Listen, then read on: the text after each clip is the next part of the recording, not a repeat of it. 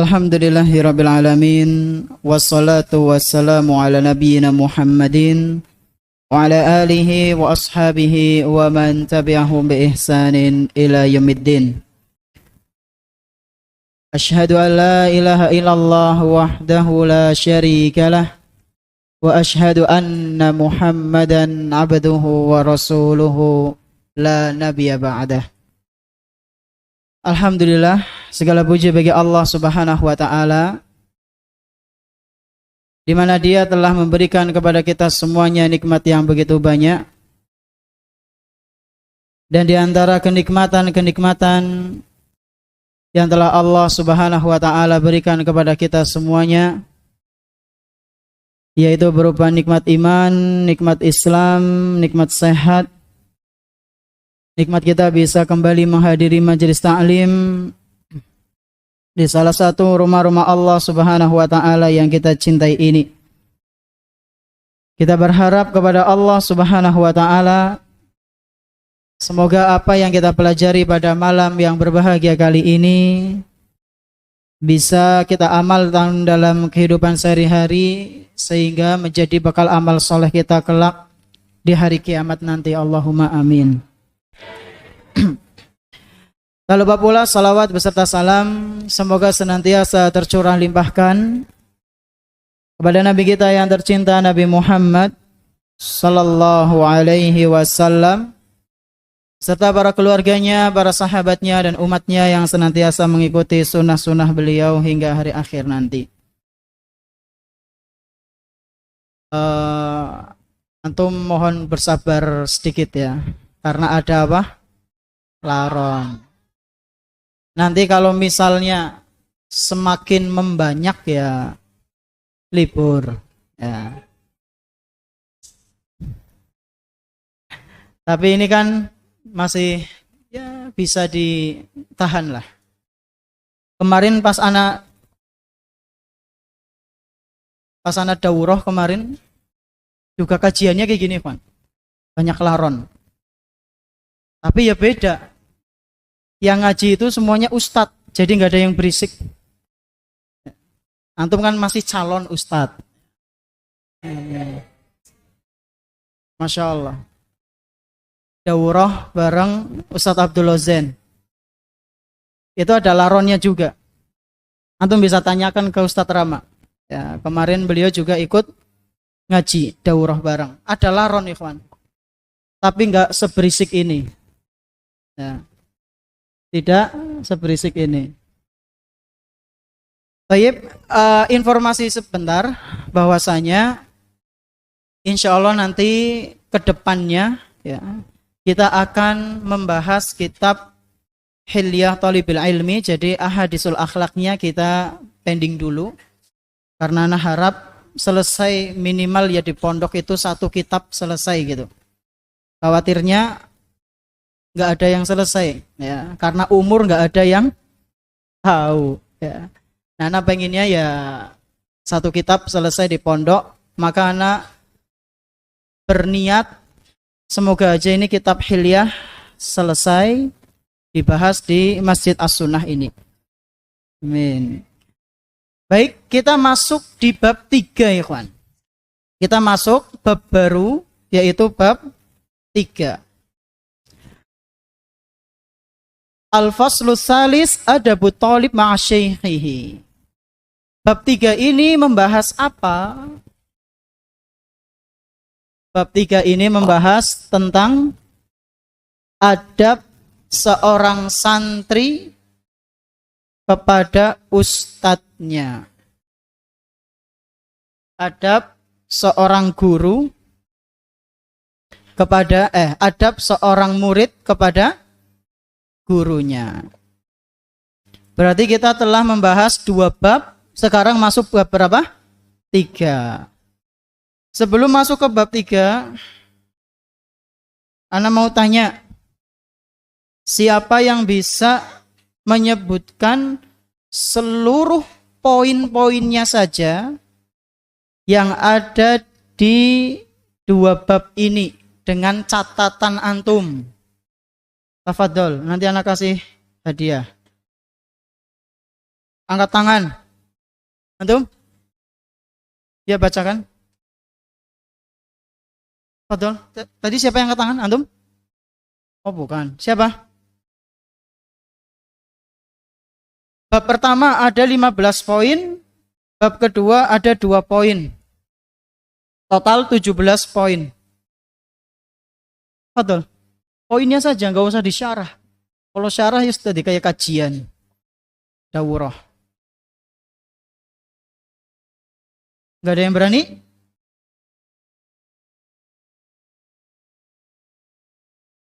Ada nggak? Nggak ada, Ikhwan?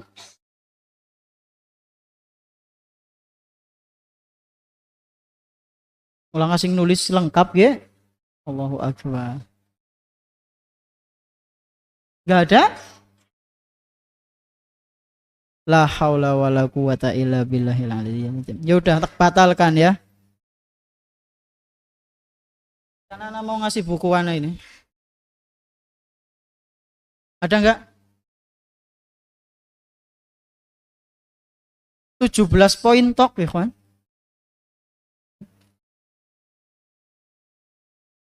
Nggak ada? Ya udah, kita langsung saja masuk bab 3 ya, daripada kelamaan. Tafadhol Iqra. Bismillahirrahmanirrahim. Alhamdulillahi wassalatu wassalamu ala Rasulillah wa ala alihi wa sahbihi wa mawalah, amma ba'd. Allahumma ighfir lana wa liwalidayna wa limashayikhina wa liasatizatina wa li jami'il muslimina, amin. Qala al-muallif al-syekh al-doktor Bakr ibn Abdullah Abu Zaid rahimahullahu ta'ala. Al-faslu al-thalith, adabu al-talibi ma'a syaykhi.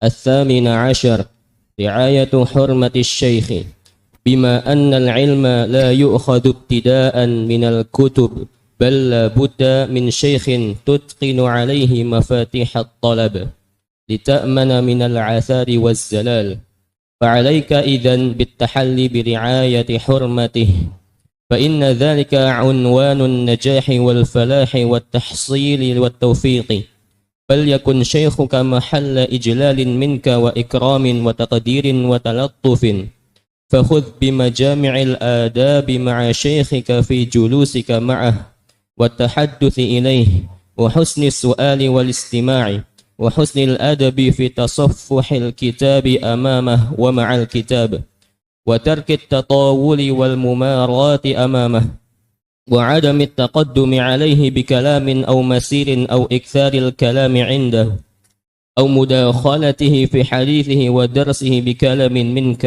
أو الإلحاح عليه في جواب، متجنبا الإكثار من السؤال، لا سيما مع شهود الملأ، فإن هذا يوجب لك الغرور وله الملل. Baik, jazakallahu khairan. Bab ketiga apa ya, Ikhwan? Adab seorang murid kepada gurunya. Pertanyaannya, guru itu siapa? Guru. Guru bahasa Arabnya apa? Ustadz. Ustadz itu artinya profesor. Bahasa Arabnya profesor itu apa? Ustadz. Nang Darussunnah kayak profesor ya. Coba antum cek di kamus. Ustadz itu artinya apa? Profesor. Guru apa ya, Pak? Mudarris atau muallim. Nah, ma huwal muallim, ikhwan? Apa itu guru? Muallim itu apa sih? Sebagian ahli bahasa ada yang menjelaskan, guru itu adalah asyakhsul ladzi yusa'idul akharina 'ala iktisabil ma'rifati khilala marhalatin ta'allum. Guru itu adalah seseorang, asyakhsu, seseorang, alladzi yusa'idul akharin, seseorang yang membantu orang lain ala iktisabil ma'rifati, seseorang yang membantu orang lain untuk mendapatkan pengetahuan. Seseorang yang membantu orang lain untuk mendapatkan apa? Ilmu pengetahuan. Khilala marhalati ta'allum, dalam proses belajarnya. Jadi yang namanya guru itu bantu ikhwan. Bantu supaya orang lain dapat apa? Ilmu pengetahuan. Apakah cukup sampai di situ? Tidak. Laisa dzalika faqat. Enggak cukup sampai di situ. Guru itu bal yusahhilu amaliyata ta'allum alaihim aidan. Guru itu enggak cuma membantu supaya orang lain dapat ilmu pengetahuan, tapi yang namanya guru juga memudahkan proses belajar. Jadi kalau ada guru bukannya memudahkan proses belajar, tapi malah menyusahkan, yaitu harus diperbaiki. Ya. Memudahkan proses belajar, ikhwan. Bukan memudahkan proses ujian. Ya. Kalau memudahkan proses ujian ya berarti ngasih contekan gurunya. Ya. Ngasih kisi-kisi plek ketiplek misalnya. Kemudian kata sebagian dari mereka, wa huwa alladhi yu'assiru 'ala mu'taqadati wa dawafi'il akharina alladzina yuriduna ta'alluma syai'in ma. Guru adalah sosok yang bisa memberikan pengaruh dan motivasi. Guru adalah sosok yang bisa memberikan pengaruh dan motivasi kepada orang lain yang ingin mempelajari suatu hal. Guru adalah sosok yang apa, ikhwan? Bisa memberikan pengaruh atau motivasi kepada orang lain yang ingin mempelajari suatu hal. Dari pengertian ini ada berapa poin? 3 ya. Yang pertama apa? Guru itu membantu supaya orang lain tahu. Yang kedua, guru itu memudahkan proses belajar. Di antara bentuk memudahkan proses belajar itu guru memberikan perumpamaan-perumpamaan nih, Van. Jadi enggak teori terus. Tidak teori terus. Ngasih contoh. Contohnya kayak gini, contohnya kayak gitu. Ya. Yang ketiga, apa tadi? Guru itu bisa memberi pengaruh. Jadi belajar sama guru itu antum berefek, ada efeknya, ada pengaruh. Ya. Baik itu dari tutur kata, dari sikap, dari ilmu, ya, bertambah dan yang semisalnya. Inilah guru. Dan mereka, orang-orang yang seperti ini, yang sudah membantu antum mengenal agama, membantu antum memperbaiki bacaan Al-Quran, membantu antum mengenal akidah yang benar, mengenal bagaimana tata cara ibadah kepada Allah Subhanahu wa ta'ala, ngajari fikih, ngajari tafsir, ngajari bahasa Arab, terutama ngajari Al-Quran, maka harus antum hormati, ikhwan. Jangan disepelekan. Nah, nanti ada beberapa hal yang harus kita perhatikan, adab terhadap guru. Ri'ayatu hurmati syekh, menjaga kehormatan seorang guru. Bima annal ilma la yu'khadhu ibtida'an minal kutub bal budda min syaikhin tutskinu alaihi mafatihat talab lita'mana minal isari waz zalal. Kata penulis rahimahullah, pada asalnya beliau menyinggung pembahasan sebelumnya. Pada asalnya ilmu itu tidak bisa diambil langsung dari kitab-kitab. Ilmu itu tidak bisa diambil langsung dari kitab-kitab. Akan tetapi ilmu itu diambil dari seorang guru yang engkau yakini, tutskinu alaihi mafatihat talab. Ilmu itu diambil dari seorang guru yang engkau yakini guru itu ahli dalam bidangnya. Jadi antum kalau belajar itu kepada guru yang antum yakin guru ini bisa ngasih penjelasan matang kepada saya. Jadi antum jangan milih guru yang antum ragu-ragu kepada guru itu. Kira-kira temenan bisa ora ya Ustadz? Jangan ikhwan. Atau misalnya antum ragu-ragu ke Ustadz ahlus sunnah apa wudu ya?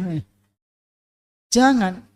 Bagaimana supaya kita tahu guru itu mutskin dalam ilmu, ahli dalam bidangnya? Antum tanya ke gurunya guru antum, ke ustadznya ustadz antum. Saya layak tidak belajar sama murid antum ustadz yang ini ustadz? Ya, muridnya ustadz yang namanya Fulan yang dulu pernah belajar sama ustadz. Menurut ustadz gimana? Oh ya nggak apa-apa. Dia masya Allah dulu di pondok rajin, di pondok sering setoran. Kalau ustadz ini gimana ustadz? Wah ustadz itu tak jangan dulu. Ustadz itu juga lulusnya ditolong ya, melasi. Jadi tanya ke gurunya, guru antum. Ya, ini pada asalnya seperti itu. Kenapa kita harus seperti itu? Lita'mana minal aisar wazzalal. Karena agar kita merasa nyaman, merasa aman dari kesesatan, dari bahaya dan ketergelinciran. Ya. Tanya ke gurunya, guru antum. Ustadz, saya kalau belajar ke Ustadz Fulan, pelajaran sorof menurut Ustadz gimana? Wah jangan, dulu dia sorofnya suka remedi, misalnya. Kalau belajar fikih gimana Ustadz? Ya nggak apa-apa itu. Sama dia pintar dalam fikih. Tafadhol. Oh, kirain antum mau tanya. Ya, silakan antum belajar dengan dia dalam masalah fikih. Nah, kalau seperti itu diarahkan seperti itu maka tidak mengapa.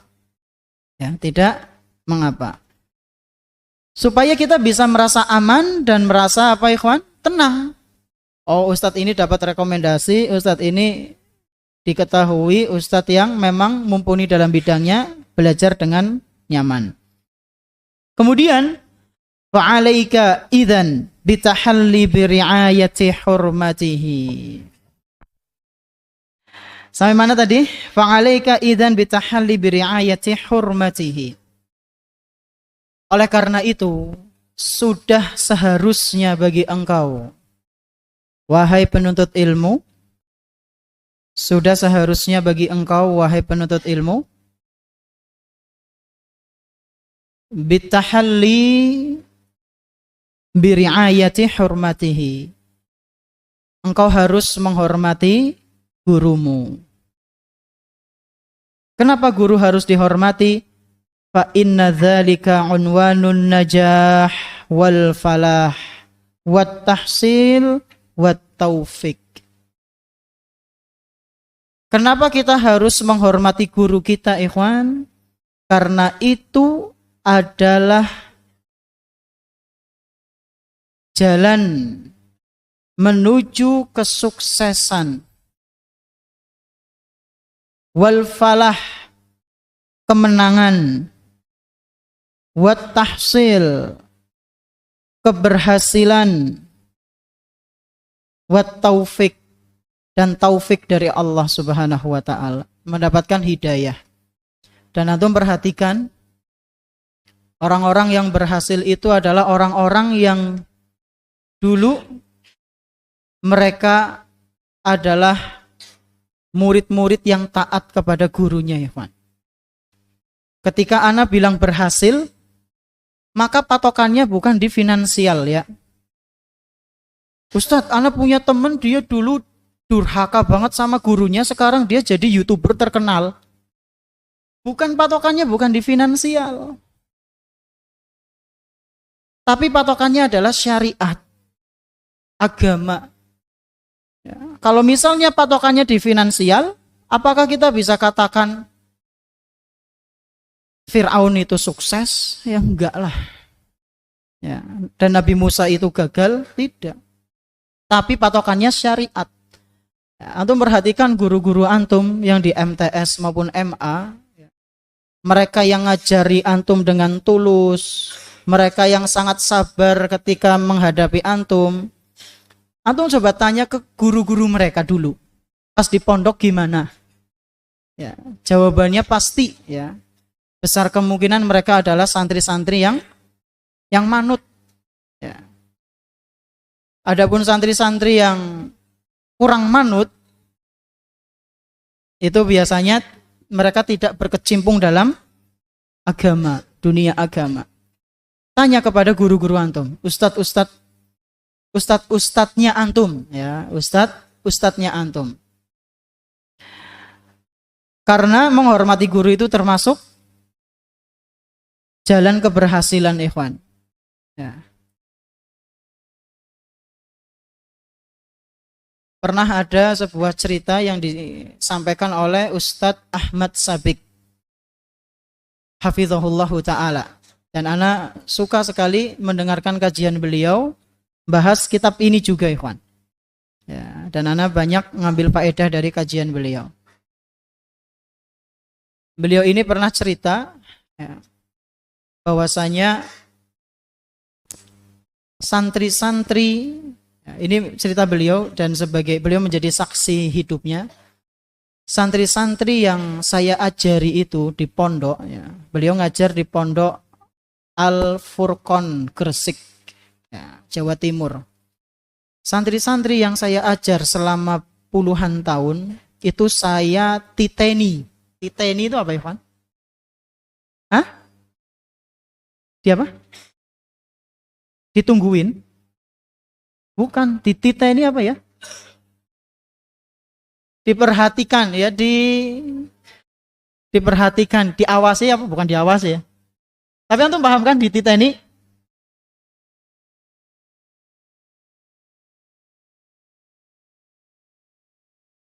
Ditandain?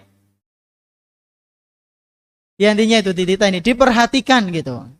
Saya perhatikan santri-santri yang dia itu manut, dia itu sopan kepada gurunya, mereka itu semua sukses dalam urusan apa? Agama. Akan tapi sebaliknya, santri-santri yang begitu sangat susah, bandel, durhaka gitu. Bahkan gurunya sampai ada yang ditipu misalnya. Dimaling gurunya gitu. Itu hidupnya dalam agama nggak berhasil, Evan. Kalau dunianya ya sukses itu urusan dia. Masalah dunia ya Allah ngasih kepada yang Allah kehendaki. Orang kafir pun dapat masalah dunia. Apakah kemudian kita membenarkan orang-orang kafir? Tidak. Ya. Jadi patokannya itu di syariat, Evan. Patokannya di syariat agama. Maka perhatikanlah adab antum terhadap guru-guru antum. Baik yang di MTS maupun di MA. Jangan mentang-mentang guru antum misalnya masih muda, gak berani negur antum, terus antum seenaknya sendiri. Jangan seperti itu. Ya. Jangan seperti itu. Kemudian falyakun syaikhuka mahalla ijlalin minka wa ikramin wa taqdirin wa talattufin. Dan hendaknya gurumu menjadi sosok manusia yang dihormati. Mahalla ijlalin. Jadi manusia yang dihormati. Wa ikramin, dan dimuliakan. Wa taqdirin, dihargai, ikhwan. Dihargai maksudnya apa? Ditarif gitu? Ya enggak. Dihargai ini gimana maksudnya? Kita harus menghargai guru gimana? Ya contohnya kalau lagi ngomong antum meneng itu bentuk menghargai, ikhwan. Ustadznya lagi ngomong, antum diem, itu bentuk apa? Menghargai. Kalau ustadznya ngomong, antum ngomong, itu bentuk tidak menghargai. Ustadznya lagi ngajar, nulis di papan tulis, ngajar sampai suaranya serak-serak, antum tidur, itu bukan bentuk menghargai. Ustadz, anak tidur tapi anak paham Ustadz. Ya itu masalah lain lagi. Ya, mau antum dengerinnya sambil tidur, kemudian paham, salto, kemudian paham, kayang, kemudian paham. Itu urusan lain. Pembahasan kita di mana ya kan? Menghargai gurunya itu. Paham nggak paham itu terserah Allah memberikan kepada antum. Tapi keberkahan itulah yang dicari. Bukan sekedar paham. Watalattufin. Dan hendaknya seorang murid itu santun kepada guru. Guru itu harus disopan santuni. Ya, akan tapi jangan sampai berlebih-lebihan. Misal, berlebih-lebihan gimana? Antum dari kantin mau ke kantor Ustadz, ngumpulkan tugas. Jalannya sambil apa? Ngesot misalnya, ya, sambil ngesot dari kantin sampai kantor, atau sambil jalan jongkok. Enggak usah seperti itu. Dan alhamdulillah di Darussunnah enggak ada yang kayak gitu ya. Jangankan kayak gitu, ketemu salam bembuh. Kadang ini ustadz, ini santri, kayak orang kenal. Subhanallah. Ya. Jadi insya Allah terbebas dari hulu ya. Darussunnah itu adalah pondok yang terbebas dari hulu, fanatik ekstrim. Ya. Salaman bembu, Arab hulu, kayaknya ya orang mungkin kayaknya. Ya. Biasanya kan hulu itu muncul dari menghormati seorang tokoh berlebih-lebihan. Ya, lah antum menghormati beora Arab hulu kepriwe. Bisa nggak promosi PSB ya? Cari pondok yang nggak hulu, Darussunnah saja ya. Ya. Lihat santri-santrinya ini ya. Masya Allah. Tapi nggak semua ya. Nggak semua santri seperti itu. Alhamdulillah yang anak temui ya mereka sopan-sopan. Tapi masih ada yang kadang ketemu ustadz diem gitu. Dan antum jangan pilih-pilih ya, mau ustadz senior atau junior atau musyrif, disapa ikhwan, disapa. Kemudian fakhud bimajami'il adab ma'a syekhika fi julusika ma'ah wa tahaddusi ilaih wa husnis su'ali wal istima'. Ini penting ini. Dan hendaknya engkau beradablah kepada gurumu dengan adab yang sempurna. Ya, dengan adab yang totalitas gitu. Jangan setengah-setengah. Dalam hal apa? Fi julusika ma'ahu. Ketika engkau sedang duduk bersamanya. Duduk bareng ustadz. Ya. Harus beradab ya kawan. Jangan kemudian jegang ngarep ustadz ya. Atau duduk kakinya dua-duanya di kursi. Ya. Atau misalnya lagi duduk bareng geluehan sampai napok punggung ustadz lo, ustadz bisa baik. Enggak ya kawan. Ya. Enggak sopan gitu ya. Wa tahaddus bihi, atau pas lagi ngobrol sama ustadz. Wa husnis su'ali wal istima'. Dan perhatikan pula ketika lagi tanya, bertanyalah dengan pertanyaan yang baik dan mendengarkan dengan seksama, mendengarkan dengan baik pula. Jadi kalau tanya itu tanya pertanyaan yang bagus-bagus ya. Jangan tanya yang aneh-aneh. Nanti kita cek coba pertanyaannya. Kemudian wa husnil adabi fit tasaffuhi alkitab amamahu wa ma'al kitab. Nah, ini yang jarang kita sadari. Hendaknya engkau wahai seorang santri, seorang penuntut ilmu, jagalah adabmu di hadapan gurumu ketika tasaffuh. Tasaffuh itu apa? Tasaffuh itu safhah itu apa? Halaman. Buka buku B, diperhatikan ya, kawan. Bukanya itu harus pelan-pelan. Jadi orang apa? Halaman berapa ya, Ustaz? Kemarin, Ustaz? Nah, gak kayak gitu. Bukanya itu yang pelan-pelan. Masya Allah. Dalam masalah buka buku B diperhatikan ya. Pelan-pelan ya. Jangan bunyi serak gitu. Wa ma'al kitab, dan ketika bawa kitab di hadapan guru. Ya. Ada ustadznya setelah kajian ngesok bukunya di apa? Balang nak. Plak, kayak lagi main kacauan ya. Atau tahu main yang batu itu dilemparkan kemudian, nah itu buku isinya ilmu kok dilempar gitu, gimana gitu ya. Jangan diulang ya. Dan ada ustadznya lagi, antum taruh gitu. Dan kalau bisa itu buku antum jangan sejajar dengan kaki. Ini kaki, ini buku jangan. Sebisa mungkin di atasnya, atau kalau bisa lagi di atas perut antum posisinya buku itu. Jadi ketika sholat nanti antum jangan apa? Jangan naruh buku di bawah kaki. Ya kalau bisa dikasih tatakan tas atau dikasih pinggiran jendela situ. Ya, karena buku itu ada apa ya kan? Ada ilmunya. Ya, ada ilmunya. Wa tarkit tatawuli wal mumarati amamah. Dan kemudian seorang santri itu hendaknya tidak lancang. Tidak lancang itu apa ya kawan? Ngeyel. Ya. Tidak ngeyel.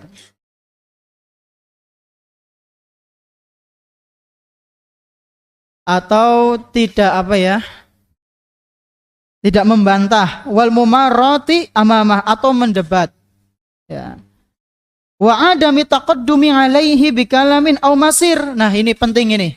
Kadang masih ada santri yang seperti ini. Atau ya, jangan sampai seorang murid santri mendahului guru dalam berbicara. Misal di kelas ada santri tanya ke ustadznya, "Ustadz, hukum sholat istisqa sih sunnah apa wajib?" Ustadznya belum jawab, wis anak santri sing jawab, "Ya sunnah lah." Nah, itu namanya apa? At-taqaddum alaihi bikalam, mendahului ucapan guru. Ya. Au masir, atau mendahului ketika lagi jalan. Atau ketika naik motor, walau digeberi, ya ustadz, no, Ustaz. Ya. Sisa apa Ustaz? Ayo. Orang sopan nih kawan, ya. Ya kalau misalnya antum mau nyalip itu ya minimal klakson. Tin, assalamualaikum Ustaz, duluan Ustaz, afwan. Enggak langsung apa? Wus, gitu. Kaget Ustaz. Apa maning sampai yang motornya knalpotnya keras. Au iksaril kalami indah, atau banyak ngomong di hadapan guru. Ngomong bae nang ngarepe gurune. Au mudakhalatihi fi hadisihi, atau memotong pembicaraan guru. Dia tanya kepada guru, lalu gurunya menjelaskan, belum selesai, dia potong. Tapi Ustadz, nah, Ustadznya baru ngomong, sebagian ulama ada yang membolehkan dan sebagiannya tidak. Di antara dalilnya, tapi Ustadz, ana lebih condong ke yang membolehkan, itu gimana? Ustadznya belum selesai jawab, udah dipotong. Ya. Wadarsihi bikalamin minka, atau memotong pelajarannya. Ketika lagi menjelaskan, dipotong. Kalau tadi lagi jawab pertanyaan, Atau yang kedua apa? Lagi menjelaskan. Ya, harus kita hindari bersama. Au al-ilhahi alaihi fi jawab. Atau memaksa guru itu jawab pertanyaannya. Nah, ustadznya orang ngerti, kon dipaksa ngerti. Ya nanti malah menjawab pertanyaan yang di luar kemampuan, nggak boleh. Ya, karena ustadz itu kan kemampuannya terbatas. Mutajanniban lil iksara minas su'al. Dan seorang santri itu hendaknya menjauhi banyak tanya. Ya, menjauhi banyak tanya.